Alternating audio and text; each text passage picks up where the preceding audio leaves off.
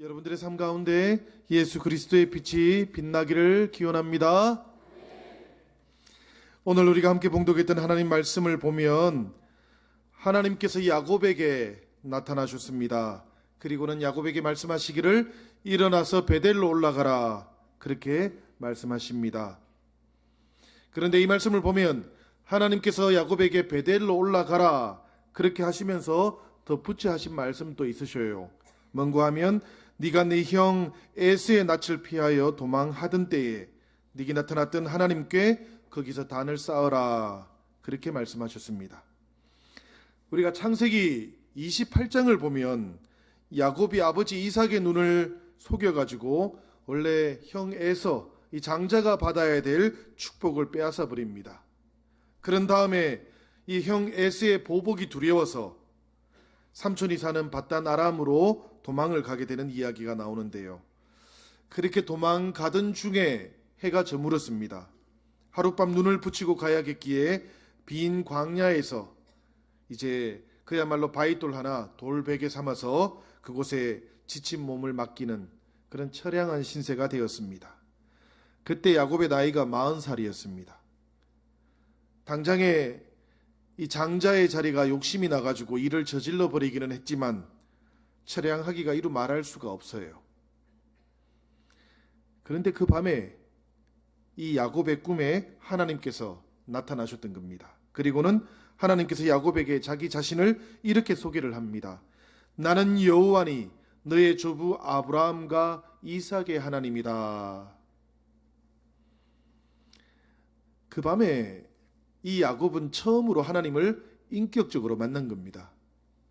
요즘 말로 하면 이 야곱은 모태신앙을 가졌던 사람인 거예요. 그죠, 여러분들?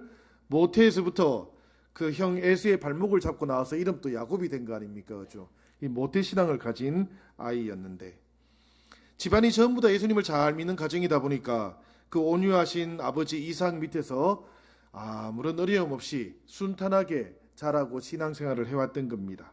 그러다 보니까 개인적인 체험이 없어요. 이 야곱이라는 사람이 그저 예수를 그냥 이렇게 믿으면서 살아왔던 것이죠. 그런데 인생 40이 되어가지고 지금 이 야곱이 이제까지 살아왔던 모든 인생의 자리에서 떠나게 되었던 겁니다. 가장 처량하고 무섭고 두려운 밤을 지금 맞이하게 되었던 것이죠. 그 밤에 하나님께서 야곱을 찾아와 주셨던 겁니다. 그리고는 말씀하시기를 네가 어디로 가든지 너와 함께하며 다시 내 고향 땅으로 돌아오게 해주겠다, 그렇게 말씀을 해주셨어요. 이런 하나님의 약속 앞에서 야곱이 하나님께서 이 약속을 지켜만 주신다면 저도 이렇게 하겠습니다 하면서 3가지 서원을 하나님께 했습니다. 야곱이 하나님께 드렸던 서원, 그 첫 번째는 무슨 내용인고 하면 이 베델에 세운 돌 기둥, 이것이 하나님의 전이 되게 하겠습니다, 그렇게 서원했던 것이죠. 조금 쉽게 표현해 보자면 하나님께 예배하며 사는 인생이 되겠습니다. 제 삶에 늘 예배의 자리가 있게 하겠습니다, 이렇게 서원했던 겁니다. 두 번째로 야곱이 하나님께 서원했던 내용이 뭔가 하면 하나님께서 나의 하나님이 될 겁니다. 하나님이 할아버지의 하나님이 아버지의 하나님이 되는 것뿐만 아니라 하나님은 나의 하나님도 될 겁니다, 이렇게 고백했던 거예요. 이것은 이제 야곱도 자신의 인생 가운데 아주 분명하게 고백을 가지고, 자기 신앙의 고백을 가지고 하나님만 섬기겠다라는 그런 서원이었던 것이죠. 세 번째로는 자신이 얻은 것에, 하나님이 다 약속을 지켜주시면 자신이 얻은 것에 11조를 드리겠다, 이렇게 서원을 했습니다.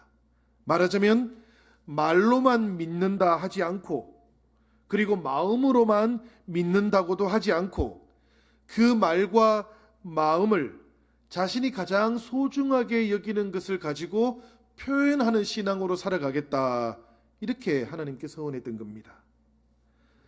우리는 가난한 과부의 동전 2립을 가장 소중한 것으로 받아주셨던 예수님의 마음을 잘 알고 있습니다.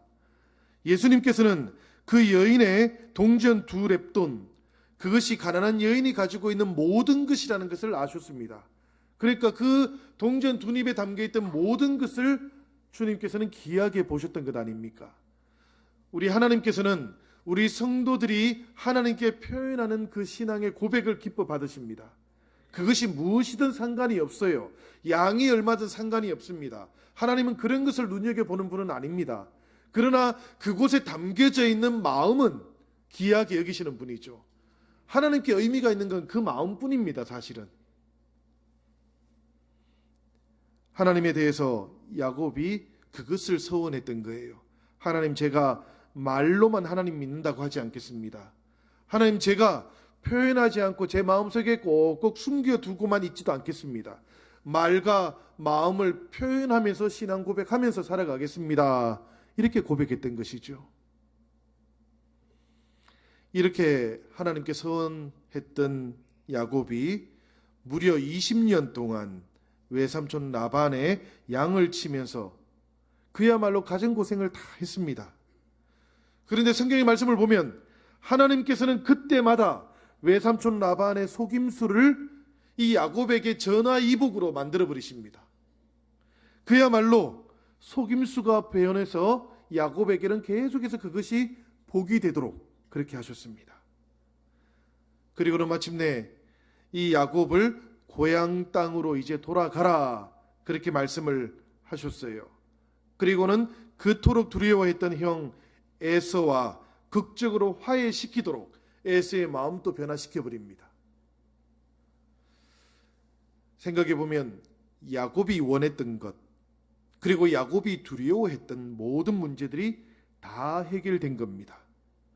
떠날 때에는 혈혈단신 빈털터리였지만 이제 돌아오는 길에 보니까 부인들과 자식들이 많이 있어요. 이 야곱은 큰 가문을 이루었습니다. 큰 부자가 되었습니다. 외삼촌 라반으로부터도 이제 완전히 독립되었고요. 깨어진 형 에서와의 관계도 완전히 회복이 되었습니다. 베델 에서의 약속이 하나님 편에서는 다 지켜진 겁니다. 사랑하는 여러분, 우리 성도들의 소망은 바로 여기에 있는 겁니다. 우리는 기도하고 잊어버리고 우리는 약속하고 잊어버리더라도 우리 하나님께서는 그러지 않으신다는 이야기입니다. 우리 하나님께서는 우리를 찾아오시고 우리의 기도를 들으신 다음에는 잊어버리시는 법이 없어요.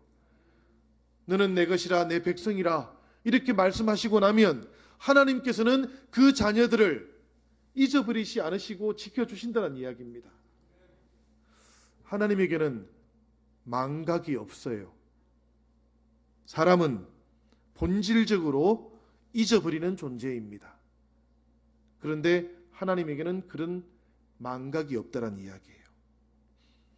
그래서 젊은 시절 우리가 철없이 간구했거나 하나님께 서원했던 것도 하나님은 다 들어주십니다.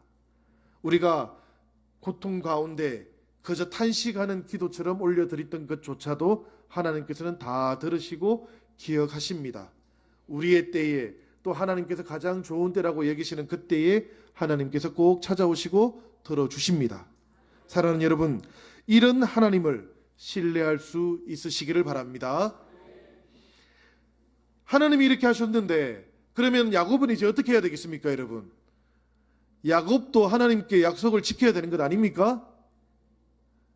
아멘 소리가 약하십니다. 왜 갑자기 야곱에게 자꾸 뭔가 이렇게 마음이 가십니까? 왠지 야곱에게서 나의 모습이 지금 보이고 있는 겁니까? 하나님께서 야곱을 향해서 모든 약속을 다 지켜주셨으니까 우리도 하나님께 그 약속을 지켜야 되는 것 아닙니까? 야곱도 하나님께 약속을 지켜야 되는 것이죠. 이제 베델 올라가서 하나님께 서원했던 것을 다 지켜야만 했던 것인데, 그런데 성경의 말씀을 보면 야곱은 하나님께 했던 약속을 하나도 안 지켜요. 세 가지 서원 어떤 것도 지키지를 않습니다. 여러분, 외삼촌 라반의 집을 떠날 때 하나님께서 야곱과 맺은 모든 언약을 다 지켜주시고 에서의 마음도 온유하게 변화시켜 주셨는데, 그러면 이제 야곱은 지금 어디로 가야 되겠어요? 처음 약속했던 그곳이 어디입니까? 베델로 가야 되는 것 아닙니까? 그죠? 하나님께서 다 지켜주시면, 다 들어주시면 제가 고향으로 돌아올 때 이곳에서 하나님의 이 기둥이 하나님의 전이 되도록 하겠습니다 했으니까 그곳에 가야 되는 것 아닙니까? 지금 그 믿음의 자리로 가야 되는 것이죠. 하나님을 만났던 그 자리로 가야 되는 것인데 성경을 보면 야곱은 그곳으로 가지를 않아요. 어디로 가는가 하면 숫곳이라는 곳으로 갑니다. 처음에 숫곳이라는 곳에 가서 정착해서 오래 살았다가 또 성경을 보니까 그 다음에는 베델로 가나 싶었는데 또 어디로 갑니까?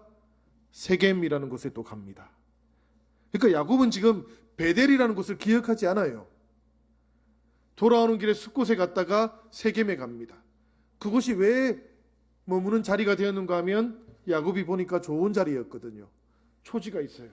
양들을 먹이기에 좋아요.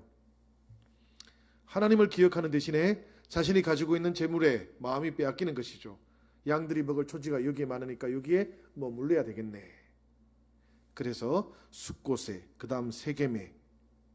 그러는 동안에 외삼촌 라반의 집을 떠날 때에 10살 안팎이었던 자녀들이 20살이 넘어갔어요. 그러니까 도대체 얼마나 이 숫곳에 세겜에 머물러 있었다는 이야기입니까? 10년 넘게 이곳에 머물러 있었다는 이야기예요. 이 숫곳과 세겜에서 사는 동안 성경을 보면 야곱은 순탄한 시간을 보냈던 것 같습니다. 재산도 더 늘어났던 것 같고요. 그 일이 있기 전까지는 그렇습니다. 그 일이 무슨 일인가 하면 외동딸 디나가 세겜에서 성폭행 사건의 희생자가 되어버립니다. 그러자 이에 붕괴한 야곱의 아들들이 이번에는 세겜의 남자들을 모두 다 집단 살해해버립니다. 그런데 성경의 말씀을 보면 이 집단 살해의 도구로 사용된 것이 비극적이게도 하나님께서 아브라함 가문과 맺었던 언약의 표시였던 할례를 사용했던 거예요. 하나님과 약속의 가문 사이에 맺어졌던 그 거룩한 언약의 표징이었던 그 할례가 보복을 위한 살인의 도구로 전락해버리는 비극적인 상황을 이 야곱 가문이 맞이하게 되었다라는 그런 이야기입니다.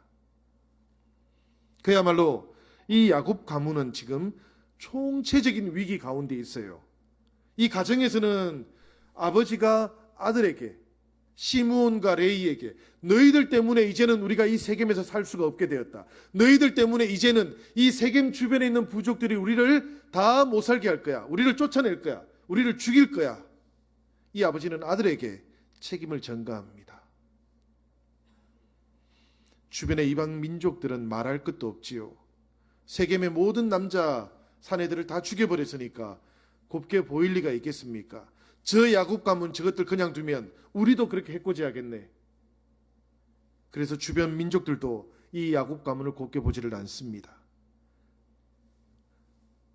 야곱은 이미 하나님을 잊어버린 채 오랫동안 살아왔기 때문에 화해할 수 없는 상황 속에서 위기를 맞이하고 있기도 합니다. 일반적으로 우리가 한 사람의 영적인 상태를 이렇게 살펴보면 약속된 축복이 성취되었을 때보다는 고난이 찾아왔을 때 그분이 대처하는 태도를 보면 우리가 영적인 상태를 잘 알 수 있다 하는데, 이 야곱은 제가 조금 전에 말씀드린 것처럼 아들들에게 책임을 다 전가해요. 우리 34장 30절을 한번 보시면 이런 말씀이 나옵니다. 야곱이 시므온과 레이에게 이르되 너희가 내게 화를 끼쳐 나로 이 땅 사람 곧 가나안 족속과 브리스 족속에게 악취를 내게 했다. 책임을 모두 아들들에게 자꾸 미루고 있는 것이죠. 지금 그런가 하면 나는 수가 적은즉 그들이 모여 나를 치고 나를 죽이리니 그리하면 나와 내 집이 멸망할 것이다. 지금 야곱은 자식들에게 원망하거나 또 그렇지 않으면 주변에 있는 이방인들에게 온통 자신들이 자칫하면 다 멸족을 당할 수 있겠네, 이런 위기감에 마음이 송두리째 빼앗기는 바람에 어찌 보면 신앙의 사람들에게 가장 중요한 위기라고 할 수 있는 이것을 놓치고 있어요. 그게 뭔가 하면 하나님께서 거룩한 약속의 징표를 허락했던 그 할례가 살인의 도구가 되는 것에 대해서는 전혀 관심도 두지 않는 거예요. 하나님에 대해서는 관심이 하나도 없는 거예요.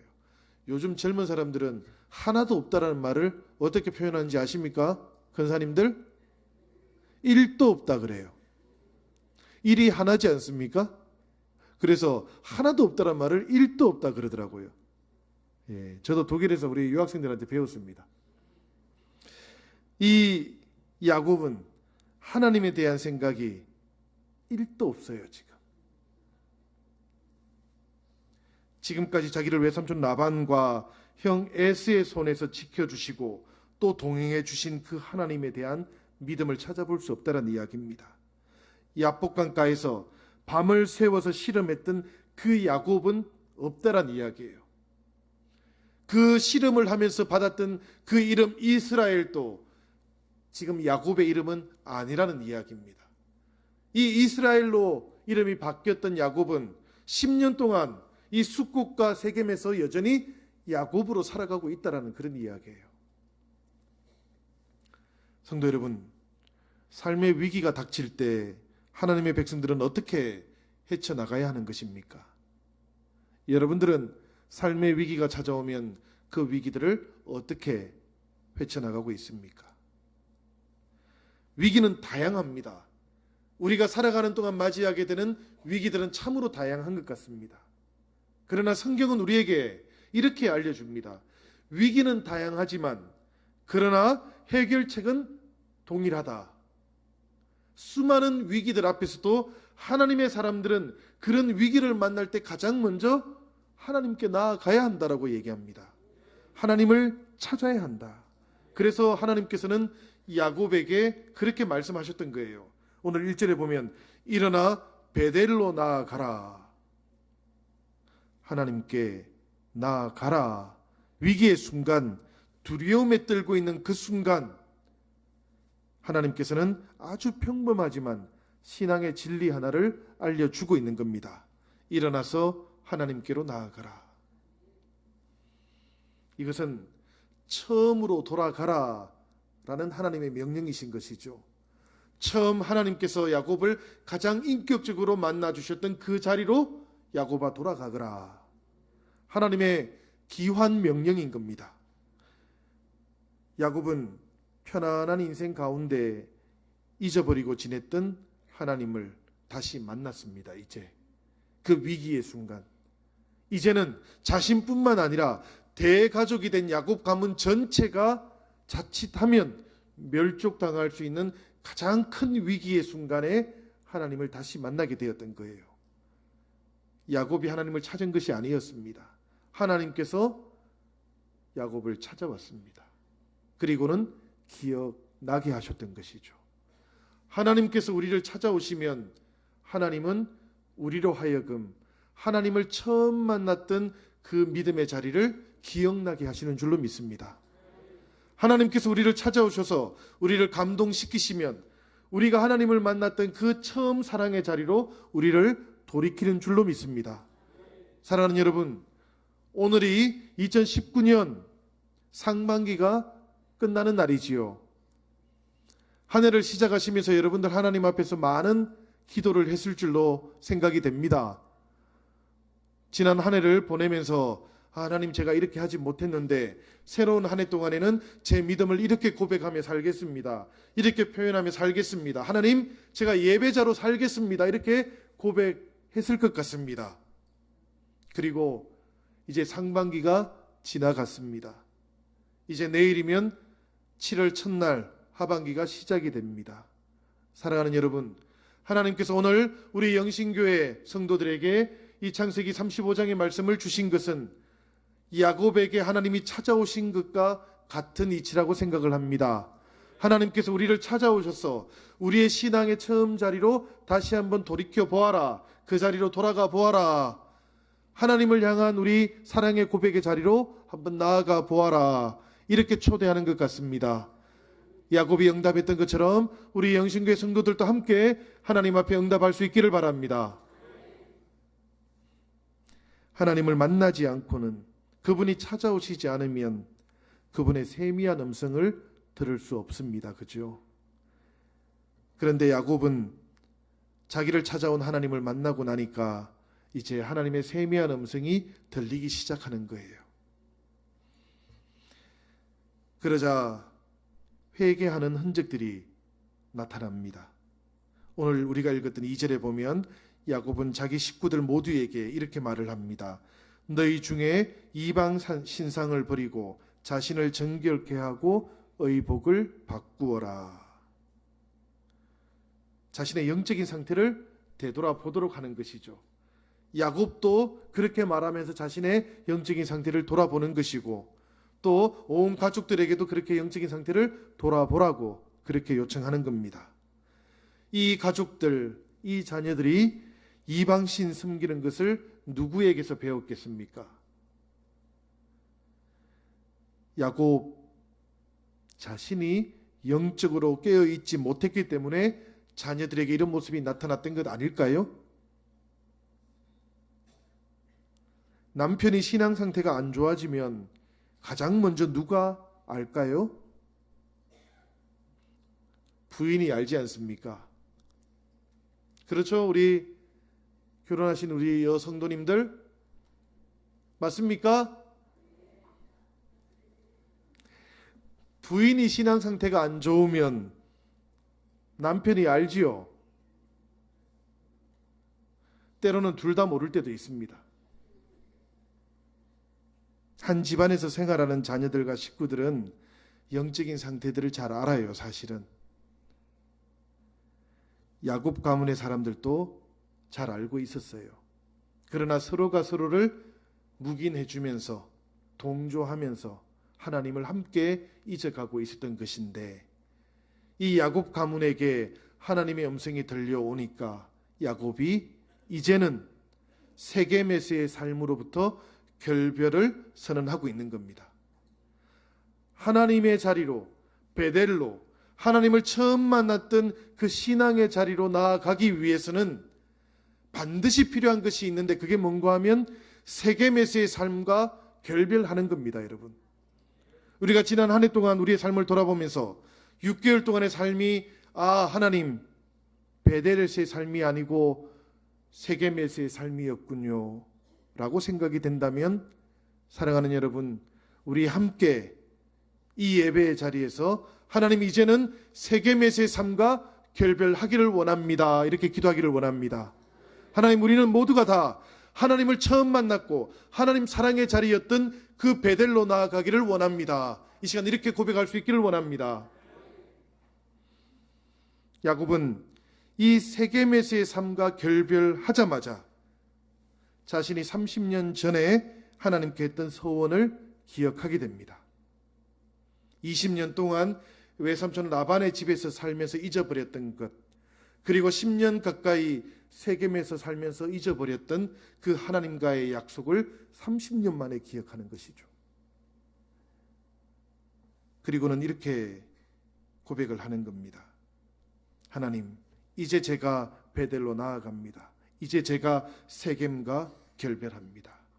그러자 하나님께서 이 야곱의 내면에 이렇게 소리를 주시는 것이죠. 네가 네 형 에스의 낯을 피하여 도망하던 때에 너에게 나타났던 하나님께 단을 쌓으라. 그 소원의 자리로, 그 하나님과 사랑의 자리였던 곳으로 이제 나아가거라.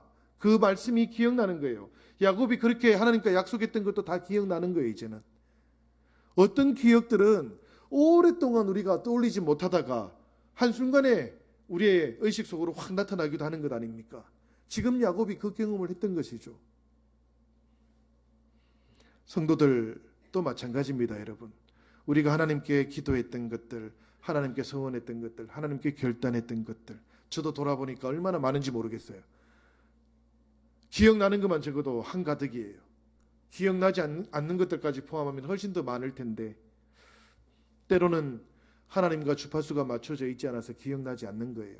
떠오르지 않는 거예요. 잊어버리고 사는 것이죠. 그러나 하나님과 주파수가 맞춰지면, 하나님의 음성에 우리의 마음이 열려지면, 그때는 하나님의 세미한 음성을 우리가 듣게 될 줄로 믿습니다.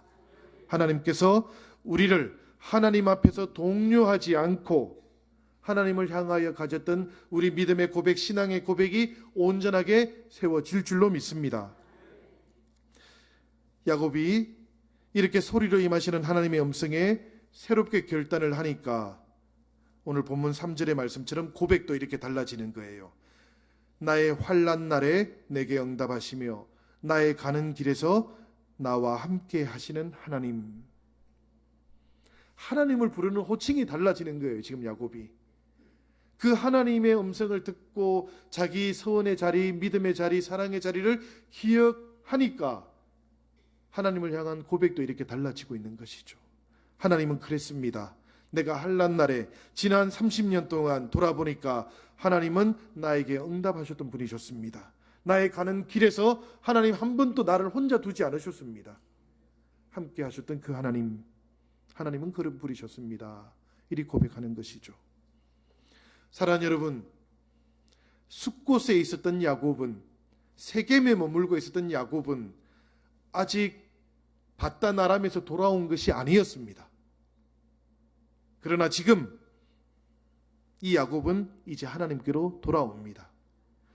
베델로 가기 전까지 야곱은 아직 돌아온 것이 아니었지만, 그러나 오늘 말씀 9절을 보면 이 세겜에서의 삶을 청산하고 베델의 약속으로 돌아오니까 성경은 이 야곱에 대해서 뭐라고 부르는가 하면 야곱이 돌아왔다 라고 그렇게 말씀하고 있어요. 이제 야곱은 바단 아람에서 돌아온 겁니다. 그리고 베델의 하나님을 다시 만나게 된 겁니다. 그리고 성경은 놀랍게도 이렇게 말씀하시는 것이죠. 비로소 이스라엘이 되었다. 야복강가에서 하나님의 천사와 씨름하면서 받았던 그 이름이 비로소 이 야곱에게 이루어지게 되었다라고 그렇게 말씀하고 있는 겁니다. 사실 세겜이라는 곳은 베델까지 48km밖에 되지 않아요. 야곱이 마음만 먹었다면 일주일이면 도착할 수 있는 거리였는데, 그러나 세겜에서 베델까지 영적으로는 참으로 먼 거리였던 것 같습니다. 장장 10년이 걸렸어요. 야곱 가문에게는. 하나님께서 야곱에게 베델로 돌아오라 그렇게 요청하신 것은, 이렇게 기한 명령을 내린 것은 그렇기 때문에 단순히 지리적으로 어떤 장소에서 어떤 장소로 이동하라라는 그런 요청이 아니었습니다. 그죠? 이 하나님의 귀한 요청은 하나님과 멀어졌던 우리 신앙의 자리를 회복하라라는 하나님의 명령인 겁니다. 우리 예배의 자리 어떤 모습인지 돌아보라라는 그런 명령이신 것이죠. 하나님과 약속한 것이 있다면 그 약속을 회복하고 표현하면서 살아가는 신앙인이 되라라는 그런 하나님의 명령이라고 믿습니다. 사랑하는 여러분, 성령 강림 후 세 번째 주일, 그리고 6월 마지막 주일, 다시 한번 말씀드리면 한 해의 절반을 우리가 보내었다는 이야기입니다. 이제 하나님께서 우리에게 다시 새롭게 한 해의 절반을 주실 터인데, 이렇게 우리 절반의 삶은 베델에서의 삶이 되면 좋겠습니다. 우리 영신교회 모든 성도님들이 베델에서 하나님과 만났던 그 기억들을 회복하는 그런 6개월이면 좋겠습니다. 지난해부터 금년 상반기까지 우리 영신교회는 참 많은 일들이 있었던 것 같습니다. 제가 여러분들과 함께 있지 않았던 시간들 가운데에서도 얼마나 많이 기도하시고 또 얼마나 많이 또 마음을 이렇게 초조하게 여기셨을지 모르겠습니다. 오랫동안 함께 지냈던 성도들이 곁을 떠나가면 마음이 아프고 불편했을 것이고요. 그래서 많이들 노심초사했을 것 같습니다. 그리고 많은 바램들도 있었을 것 같고요. 그렇게 노심초사하시고 초조해하시고 또 그러다 보면 때로는 우리가 교회에 대한 염려도 하고 일도 하게 되기는 하는데, 정작 이 믿음의 자리, 예배의 자리, 하나님과 처음 만났던 그 첫사랑의 자리는 가물가물해지기도 합니다. 잊어버리기도 합니다. 오늘 우리가 상반기를 보내면서 하나님께서 우리 영신교회 모든 성도들을 향해서 이렇게 말씀하십니다. 너희 베델의 자리를 이제 회복하거라.